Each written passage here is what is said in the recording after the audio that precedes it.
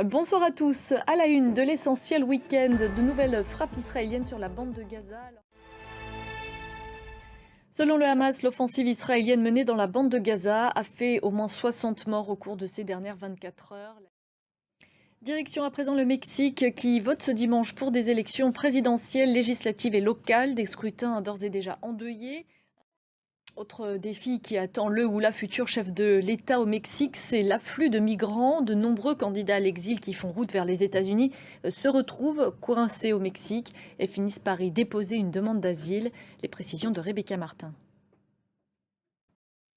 Une autre élection présidentielle ce week-end en Islande. Selon des résultats définitifs, la femme d'affaires Alla Thomas-Dottir a été élue présidente.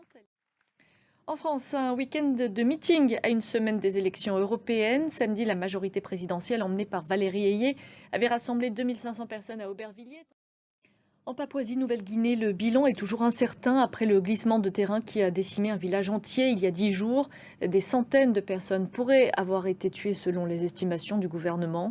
Notre correspondant Constantin Simon s'est rendu sur place. Là-bas, les villageois s'activent avec des moyens dérisoires pour retrouver les corps de leurs proches ensevelis.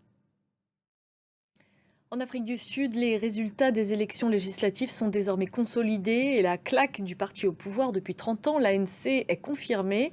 Elle perd sa majorité absolue au Parlement pour la première fois de son histoire, avec 159 sièges sur 400, mais elle reste tout de même en tête du scrutin. Jules Boiteau. Une image à présent, celle de la joie des Madrilènes. Le Real Madrid a paradé ce dimanche dans la capitale espagnole. En revanche, il faudra encore attendre un peu pour voir un joueur français présenter le trophée de Roland-Garros à ses supporters. Le dernier tricolore en lice dans le tableau masculin, Corentin Moutet, a été éliminé en 4-7. Et c'est la fin de ce journal. Merci de votre attention. L'information continue sur France 24.